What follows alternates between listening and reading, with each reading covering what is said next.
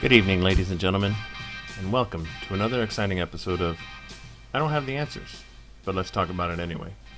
I'm your host, Timothy Four, and thank you for joining me on this ride. Tonight, the topic that we're talking about is threefold: family, friends, and relationships. To be quite honest, I didn't pick this topic. Over the last few weeks, there's some things that happened in my life that the topic just fell in my lap. So I thought I'd take a moment and introduce you to my family first and what has driven me to be sitting here talking to you right now. Now, I am the middle child of five. Didn't always happen like that, though. I mean, in the beginning, it was just me and my two sisters, Suzanne and Christina. Then my life was changed. I was blessed to have two new brothers, Jonathan and Donald. And the five of us, to be quite honest, we didn't always get along. But one thing has never changed. You pick on one, you pick on all. We've always been there for each other. Well, maybe not always. There were some times that I disappeared for a while, and that was a little bit after I got back from the Army. I was not exactly equipped to re-enter civilian life, and some things happened, and I lost a few years of relationship with my family. But I'll get into that another time. For now, though, I just wanted to point out that I'd do anything for my brothers and sisters. I have done anything for my brothers and sisters. Reminds me of a story. Man, it must have been 23, 24 years ago. I had my license taken away for, 17 tickets in 1 year. I deserved to have my license taken away, honestly. So I didn't drive. I had a car that was parked in the driveway, and I knew better than to use it. My wife at the time, she used it. But one night I get a phone call. It's my little sister. Well, I guess not little. She's a year and a half younger than me. She calls saying she needs a ride from the bus station. She had just come back into town. She was visiting my cousin, and she needed a ride. It was a little after midnight, and without a doubt, without a question, I said, okay, I'll be there in a little bit. I hopped in my car and drove to pick up my sister. Now on the way back, heading down one of the roads here in Tampa, let me premise the next part by saying I must have been the only person in the city of Tampa that failed to read the newspaper the previous day that stated, Tampa Police Department to crack down on people running red lights. Because I watched a light turn red, had plenty of time to stop, and drove right through it. It was 1 o'clock in the morning. I'm thinking nobody's on the road. Who's going to see me? Well, the person that saw me was the police officer that turned on his lights and pulled me over. I should have been arrested at that time for driving on a suspended license well after midnight, running a red light. But instead, they were polite enough to allow me to switch seats with my sister, where she grinded the gears on my 5-speed POS car and drove home. Now, I say that not to say that my sister was a terrible driver, which she was at the time, by the way, but to say that I knew that I shouldn't have been driving, and I did it anyway, because my sister needed help. There are many times throughout my life that we help each other out when we can. When we were a little younger than that, Jonathan and I would wake up in the morning on the weekends every once in a while and just, after breakfast, hop on our bike and just disappear. We'd be gone. I remember recently a trip that we took where we left our house, rode 2 miles west of the house, about 5 miles north, headed east, and kept on riding. Stopped on the side of the road and ate lunch that we had brought with us. Somehow, in that process, we ran through some sprinklers, and my shoes had gotten soaking wet. I know, another pointless story, but these things stick in your mind. And we were riding back home after 20 plus miles of riding that day, and like tassels flying in the wind, my socks were hanging off the handlebars, and it was a ridiculous sight, I'm sure, to see two teenage boys riding down the road with socks hanging off of their handlebars for tassels. We had some goofy times.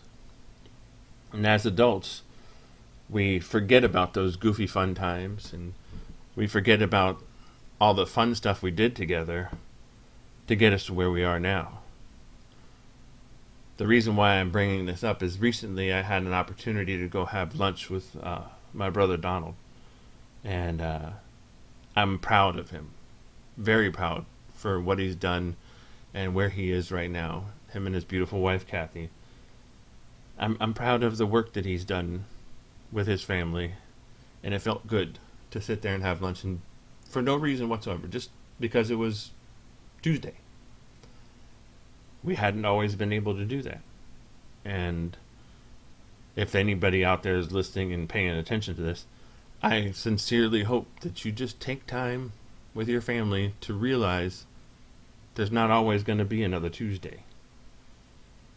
Because the very next day I was sitting in a waiting room nervously while my aunt was going through surgery, not knowing what was happening. And we knew that the surgery was happening and why it was.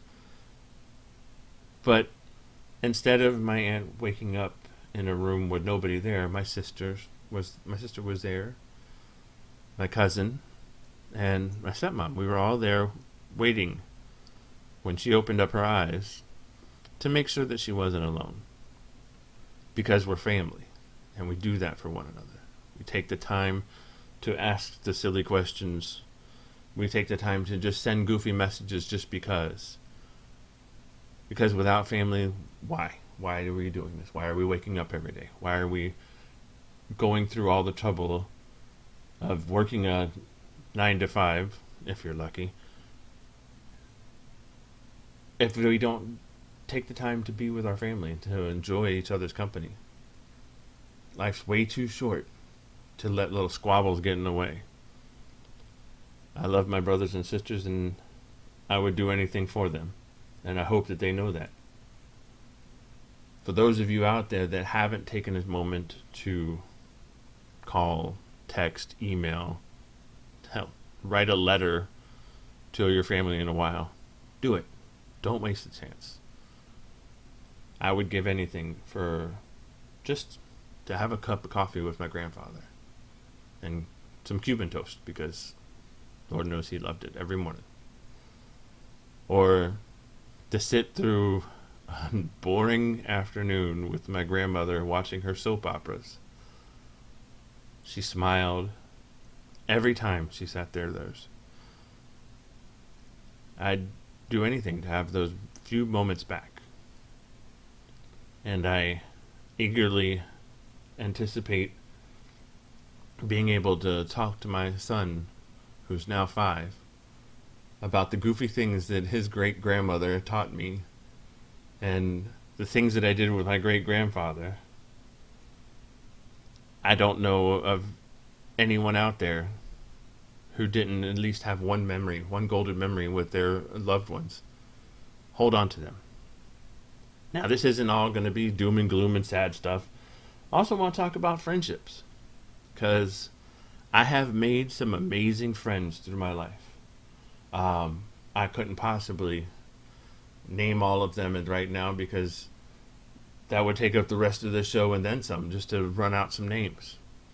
You guys were fortunate enough to listen to one of them.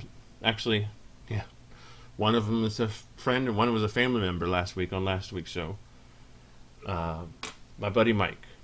Him and Some of our friends, every day we have the goofiest conversations for no reason. Absolutely no reason whatsoever. Throughout the day we'll say things that just pop into our mind in a group chat that we have ongoing for now it seems like 2 months. Sometimes we don't always pay attention to every one of those messages, so you end up lost like I was earlier today, asking what the heck was going on, only to have to scroll back through days worth of messages to realize that half of the group was hanging out in Orlando tonight. But I have those friends.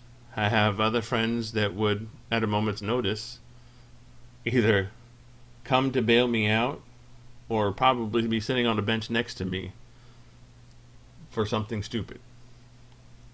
I'd be there on my hands and knees installing bamboo floors for my friends because that's what we do.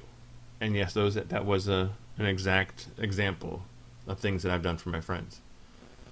I've also woken up early in the morning and made breakfast and delivered breakfast to my friends just because. Or I tormented my mother last week by taking her dinner at 8 o'clock in the morning and letting it cook in her house all day long so she had to smell it. Just another little thing that I would do for any of my friends and family. And I know that people out there saying, why is he talking about his friends and family like this? And why is he going on and on about different stories and things that he's done? Well, I say it because we overlook it. Each and every day we're flooding our inboxes on different social media with nonsense, with memes that have absolutely no bearing on what's going on. There's no true intelligence being posted at sometimes. It's just monotony. Every once in a while you're scrolling through and you see some good news. But these so-called friends that we have on social media, are they really going to be there? Are they truly friends that would be there to help you out if you needed them? Are you going to be able to invite them to your next dinner party? Or are they just acquaintances that you digitally ran into one day? Think about it. I mean, are they truly friends? Or is it just another name that another computer told you that you should be acquainted with? And you clicked the invite link and waited for them to respond and say yes. So you share the regurgitated messages that go around through all the different media outlets that actually don't mean anything. Put down the phone for a few minutes. Call someone. Have a real moment. Go out and socialize. Talk to the people that mean something to you, that matter. Take the time to appreciate where you're at. I mean, I had somebody ask the other day, what is there to do in Tampa? Well, having lived here my whole life, aside from the time that I was in the military, the list is way too long to answer in one sentence. Everywhere people are at, no matter what city or state they're in, there's always something to do. You don't have to be behind a screen or fully immersed in a digital experience. There are real life human beings out there that would love to take a few moments and talk. And if we don't get back to actually interacting with people, we're going to forget how. We've already forgotten how to use complete sentences and use whole words. I mean, we abbreviate everything out there. I had someone actually standing in front of me at a coffee shop that had a whole conversation with the person they were standing next to in abbreviation. It was ridiculous. If I had asked them what those abbreviations meant, chances are they probably wouldn't even know how to formulate those into a real sentence. I'm not saying that I haven't used abbreviations when I'm sending a text message or an email, but I do try to formulate complete sentences, use punctuation, especially because I have one of my brother's girlfriends would probably correct the heck out of me if I didn't use the correct punctuation in a sentence. She does it all the time to him. I actually laugh at it a lot.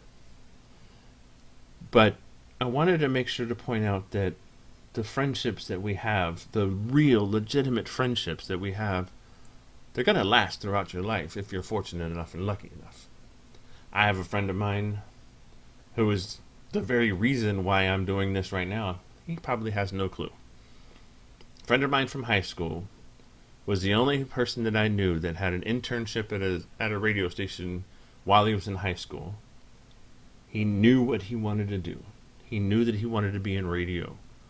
I was jealous, very jealous. Not just that he was hanging out with different local stars and stuff like that. No, that's not what I was jealous about. I was jealous that he knew what he wanted to do. And to this day, here he is, 40 years old. And he's doing it. He's still in the radio business. I'm still to this day jealous that he found what he wanted to do in life, and he's still doing it. That is why I took the opportunity to create this show. It's because of that friendship that I've had for now going on, getting close to 3 decades, that I've known somebody, and we might not talk every day. Heck, we might not talk every week, but if I pick up the phone and call him, it'd be like there's been no time has passed. He was a roommate of mine way back in the day, and if I needed to, I know that I can count on him right now. I'm lucky, blessed, fortunate, you name the word, I'll use it, to have friendships like that. I don't have quite as many as I thought that I would when I was in high school. Because back in high school, the friendships that I had then, I was counting them back then, there was hundreds of friends. Out of those high school days, I can probably count maybe 5 of them that are true friends that would still be there if I needed them. I've met some pretty great people in my life now. Mostly because my wife has introduced me to people that have changed and inspired my life. And I would pretty much do anything that they asked, within reason. I mean, I'm not going to go overboard, but I have woke up early on a Saturday morning and hung out all day to help my buddy Steve install really nice wood floors in his house on the 2nd floor. Did that many a time, and I'd do it again. I'd still take the Motrin after I'm all done to hope my back doesn't feel as bad, but I'd still do it. And that's what it's all about, having friends. Another thing that I'd like to talk about this evening is relationships. Now, when you think about relationships, you immediately go to romantic relationships. And while that is a big part of it, I don't necessarily mean romantic. And we'll get to them.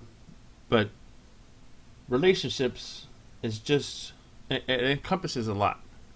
And I encourage everyone to take the time to make and grow the relationships that they're in. If you have an acquaintance that you run into every once in a while on the way to work or at a coffee shop, stop. Open up. Talk to them. You never know. They could end up being a part of your circle that you hadn't even thought of before. There's people out there that need us to open up to them. They need the interaction because we are so trigger shy when it comes to strangers nowadays, that we are missing opportunities to increase our circle of friends because we're stuck, again, in those digital screens and going about our business, following the lemming in front of you to get through another mundane day. It doesn't have to be. I challenge you all to do something. I originally hadn't thought about this, but just came to me. When you're driving to work the next day, look around you. Look at other people driving too. I challenge you to find at least one smiling. because you won't find that many. I mean, just because you're going to work doesn't mean you have to have a sourpuss on your face. Look around. Find someone smiling. If you can't, be the one smiling. Because you don't need to go through life regretting another drive in. Smile. It doesn't cost you anything to have a positive outlook. Now, sorry, getting back, I got off track just a little bit. But getting back to relationships. A friend of mine once told me that it was a lot of work being married. And I told them it shouldn't be any work, should be easy. Once you find the one, everything just falls together. I have never been more wrong in my life. My grandmother told me that every successful relationship is work. Not, back-breaking, digging ditches or working in a minefield. No, it is work. You put the time in, you put the effort in, you learn, you educate yourself and the other person, but you work. If it's easy, it won't last. You must work. Now, I know a lot of people out there will say, we never argue. We've always been like this. We're always happy. That is a powder keg. Everyone, and I mean everyone, that is in close proximity with the same person for an extended period of time will come across at least one moment where the opinions don't jive, where the feelings aren't the same. You can do everything that you want to avoid that situation, but it will happen. You have to learn that it's okay to fight. Now, I'm not talking knock down, drag out, get out the boxing gloves and duke it out. No. Disagree with one another. Communicate with one another, but get through it. You cannot be successful if you don't communicate and if you aren't willing to argue. Every couple that is going to be successful has argued. And if they haven't, they will. And don't be afraid to let your guard down. I know it's not the easiest thing to do. I mean, the only reason, honestly, that I have ever let my guard down with my wife is because I didn't really plan on her being my wife in the beginning. She will tell you that too. Now, that's nothing new. The two of us, when we met, we were friends. That's it. Nothing more. We had no romantic involvement intended. We were just friends. And that's what makes it successful, because we started out as friends and we, over time, developed something more. Now, I was stupid and left for a while and came back, and then I opened my eyes and realized that this is where I need to be. We'll probably get into that in another episode, because I know a lot of you are like, what? You left? Yeah, I'll explain later, but let's just say that I had a lapse in judgment for about 3 years. I did get a chance to learn more about our lovely country by moving to Kentucky for 3 years. But I came back, and I've no other place in the world that I need to be or will be other than with my wife. Now, we're not afraid to argue, and we've had some doozies. But we always come back, sit down, talk it out, sometimes loudly, and we get through it. Don't let the sun set on an argument. That's something that my grandmother taught me a long time ago. Now, you can continue the discussion, but at least be civil enough to pause the argument at the end of the evening and continue it the next day if you need to. Continue the discussion until everything has been concluded. And I say this for both parties, because I'm not going to point fingers to one or the other. Once the argument is done, it's done. There's no need to bring it back up. the next day, the day after, the next year. Don't hold that memory in your head forever and ever. Amen. There are some things that it's best to just get off the plate, move on. Now, that's not saying that somebody who habitually leaves their shoes in the living room and that you trip over and you kind of yell at them over and over again to move them, I don't think you need to forget that argument. Might not need to pick them up and throw them across the room while you're sleeping, but I'm sure that you can come to some kind of arrangement where shoes aren't left in the middle of the living room.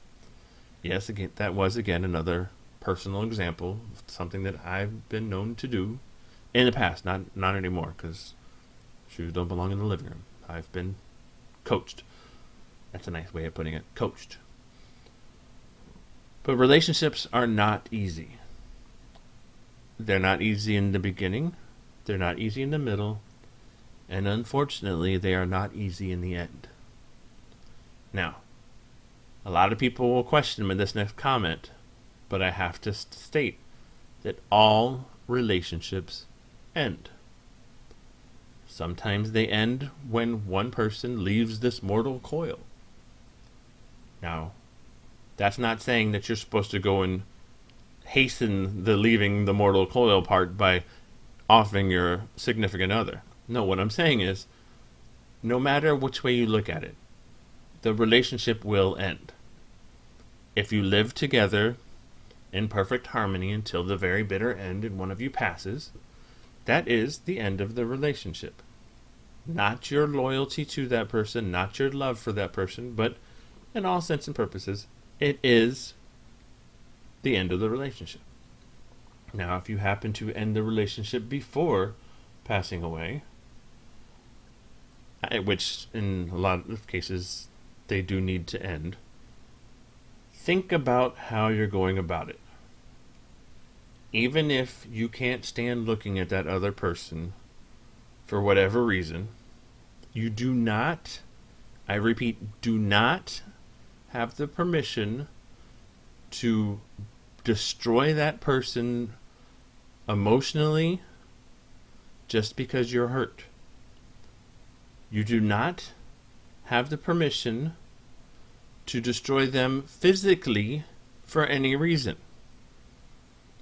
And I'm saying this like this because countless times I look through and I see that another person's going through a breakup and they just want to beat the other person senseless, or I'm going to do this and I'm going to make them pay. If you have the sense to get out of a relationship for whatever reason, get out. Do what you need to do, but it shouldn't be about getting even. It shouldn't be about hurting the other person. Take the time to be civil and move on.